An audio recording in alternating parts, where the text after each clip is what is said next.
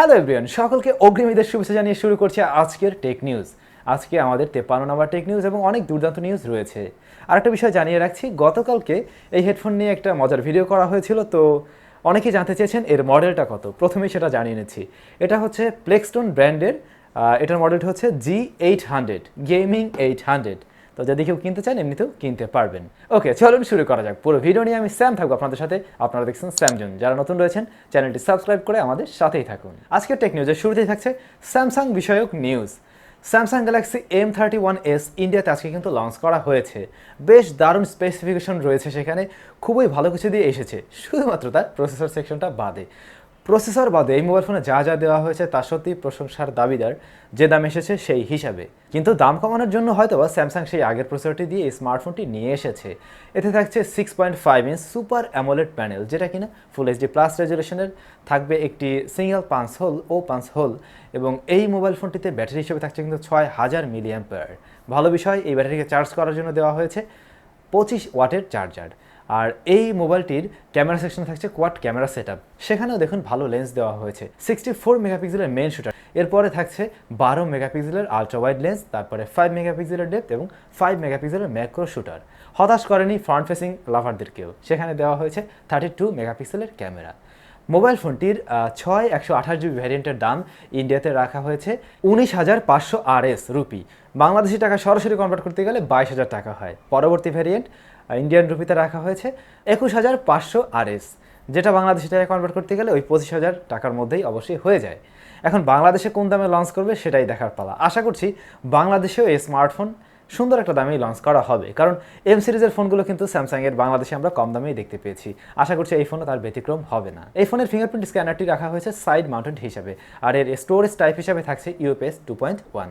Overall অবশ্যই ভালো quality বা ভালো প্যাকেজের একটি মোবাইল ফোন, যে দাম এসেছে ওই দাম বিবেচনায়। ফাইনালি রিয়েলমি V5 এর অনেক ছবি আমাদের সামনে চলে এসেছে এবং এই স্মার্টফোনটা 3টি কালার ভ্যারিয়েন্টে আসতে যাচ্ছে। এই মোবাইল ফোন কী নিয়ে এসেছে হয়তো অলরেডি জেনেছেন। সেখানে মিডিয়াটেক ডায়মেনসিটি 720 একটি প্রসেসর দিয়ে আসতে যাচ্ছে, যেটা বেশ পাওয়ারফুল প্রসেসর হতে যাচ্ছে এবং মিড রেঞ্জ বাজেটে যারা গেমার রয়েছেন তাদের চাহিদা আশা করছি খুব ভালোভাবে মেটাতে সক্ষম হবে।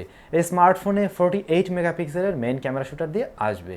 আর এই মোবাইল ফোনে ব্যাটারি হিসেবে থাকছে 5000 মিলিঅ্যাম্পিয়ারের ব্যাটারি, থাকছে চার্জার হিসেবে 30 ওয়াটের চার্জার। তবে এই মোবাইল ফোনের আরেকটা হায়ার ভ্যারিয়েন্ট আসবে এবং সেই মোবাইলের সাথে থাকবে 4500 মিলিঅ্যাম্পিয়ারের ব্যাটারি এবং তার চার্জার হিসেবে থাকছে 65 ওয়াটের চার্জার। কিন্তু ওই মোবাইল ফোনটা এই বেস ভ্যারিয়েন্টের সাথে একই সময় লঞ্চ করা হবে কিনা সে ব্যাপারে নিশ্চিত কোনো তথ্য নেই, ওইটা হয়তো আর একটু পরেও আসতে পারে। আর এই ফোনের ডিসপ্লে হিসেবে থাকছে 6.5 ইঞ্চ IPS LCD প্যানেল, যেটা কিনা ফুল এইচডি প্লাস রেজুলেশনের। তো রিয়েলমির এই ফোনটা মোটামুটি একটা পাওয়ারফুল ফোন হবে এবং আশা করছি ভালো একটা দামে নিয়ে আসতে পারবে। এছাড়া রিয়েলমির C15 এই যে মডেলটা, এটা কিন্তু BIS সাইডে লিস্টেড হয়েছে, BIS ইন্ডিয়া সাইডে লিস্টেড হয়েছে। তার মানে খুব শীঘ্রই ওই স্মার্টফোন ইন্ডিয়াতে আসতে যাচ্ছে, যে স্মার্টফোনের রেয়ার থাকছে কোয়াড ক্যামেরা সেটআপ এবং ওইটা হয়তো বা রিয়েলমির পক্ষ থেকে বেশ কম দামের মধ্যে একটি কোয়াড ক্যামেরা সেটআপ দিয়ে আসবে, যেটা এন্ট্রি লেভেল বাজার সেগমেন্টের একটি মোবাইল ফোন হবে। এবং আমার কেন যেন মনে হচ্ছে এই স্মার্টফোনটা বাংলাদেশেও লঞ্চ করা হবে অফিসিয়ালভাবে, রিয়েলমি C15। এটা আমার সম্পূর্ণ নিজস্ব ধারণা, কিন্তু কোন একটা সময় আপনারা মিলিয়ে দেখবেন এরকমটা হওয়ার একটা পসিবিলিটি রয়েছে। পরবর্তী নিউজে যাচ্ছি, কিন্তু তার আগে দেখুন আমার হাতে এটা কি। এটা হচ্ছে ছোট্ট একটা মিনি ড্রোন, বাট এই ড্রোনটার ফুটেজ কোয়ালিটি মানে ভিডিও কোয়ালিটি আমার কাছে যথেষ্ট ভালো মনে হয়েছে। এটা মোটেই কোনো প্রফেশনাল ড্রোন না, ইভেন এর ক্যামেরাতে কিন্তু কোনো ধরনের গিম্বল ব্যবহার করা হয়নি, তারপরেও এর ক্যামেরা কোয়ালিটি যথেষ্ট ভালো মনে হয়েছে। আমার কাছে মনে হয়েছে JJRC12 ক্যামেরা কোয়ালিটির চাইতেও এর ক্যামেরা কোয়ালিটি অনেকটাই উপরে রয়েছে। ইভেন DJI স্পার্ক যেটা তার কাছাকাছিও বলা যায়, কিন্তু এর ডাবল দাম হচ্ছে এটার। বাট আপনারা যদি কম টাকার মধ্যে কেউ কিনতে চান তাহলে মনে হয় এই জিনিসটাকে কিনতে পারেন।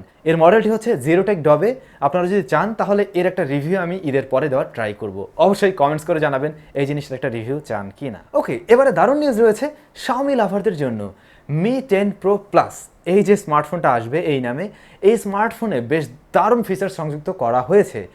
কোয়ালকম এবং Xiaomi এরা দুইজন মিলে, মানে দুইজন একসাথে মিলে এই ফোনে গেমিংয়ের জন্য একটা স্পেশাল গেমিং মোডের ব্যবস্থা করতে যাচ্ছে।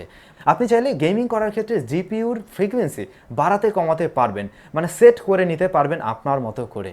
টিপস্টার ইউনিভার্সের একটি টুইট থেকে জানা যায় যে এই ফোনটাতে গেমিং করার সময় আপনি চাইলে জিপিইউ প্যারামিটার্সকে অ্যাডজাস্ট করতে পারবেন, সেই সাথে ফ্রিকোয়েন্সিকেও অ্যাডজাস্ট করতে পারবেন, যেটা অবশ্যই গেমারদের জন্য একটা দারুণ দিগন্ত তৈরি করবে। এছাড়া এই স্মার্টফোনে ওয়্যারলেস রিভার্স চার্জিং সিস্টেমও সাপোর্ট করবে, তবে সেটা কত ওয়াট সে ব্যাপারে এখনও নিশ্চিত করে জানা যায়নি। OnePlus 8T গিগবেঞ্জে লিস্টেড হয়েছে এবং তার স্কোর সিঙ্গেল কোরে ছিল 912 এবং মাল্টি কোরে স্কোর করতে পেরেছিল 3288, যেটা যথেষ্টই উপরে রয়েছে। তো আশা করছি এই মোবাইল ফোন এবছরের শেষ দিকটাতেই চলে আসবে এবং এই মোবাইল ফোনের আগে কিন্তু OnePlus Nord Lite যেটা ওইটা লঞ্চ করা হবে, মানে 8T আসার আগেই কিন্তু OnePlus Nord Lite লঞ্চ করা হবে। আর এই OnePlus 8T-তে কিন্তু থাকছে Qualcomm Snapdragon 865 অক্টা-কোর প্রসেসর এবং এইখানে যে স্কোরটা শেয়ার করা হয়েছে তা হচ্ছে 12GB র্যাম ভ্যারিয়েন্টের একটি স্কোর ছিল। ইন্ডিয়াতে 4 আগস্ট Redmi 9 Prime লঞ্চ করা হতে যাচ্ছে। Redmi 9 সম্বন্ধে আমরা সবাই জানি যে সেখানে কী কী নিয়ে এসেছিল, ইভেন আমাদের চ্যানেলেও আপনারা তার রিভিউ পেয়েছেন।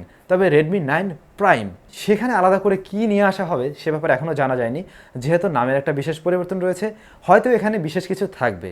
Xiaomi একটা ভিডিওর মধ্যে দিয়ে টিজ করেছে যে তাদের Redmi 9 Prime নামে এই স্মার্টফোনটা আসতে যাচ্ছে 4 তারিখে, তবে ডিটেলস তারা কিছুই জানায়নি যে এই স্মার্টফোনে কী কী আলাদা থাকছে Redmi 9-এর তুলনায়। তো বন্ধুগণ, এরই মধ্যে দিয়ে আজকের টেক নিউজ আমি শেষ করছি। তবে লাস্ট ভিডিওতে যারা কমেন্টস করেছিলেন সেখান থেকে 3 জনের কমেন্টসের অ্যান্সার এখন আমি দিয়ে দেবো। তার আগে বলে নিচ্ছি, ভিডিওটি ভালো লাগলে লাইক করতে কিন্তু ভুলবেন না, আর কমেন্টস করে আপনার মতামত অবশ্যই জানান।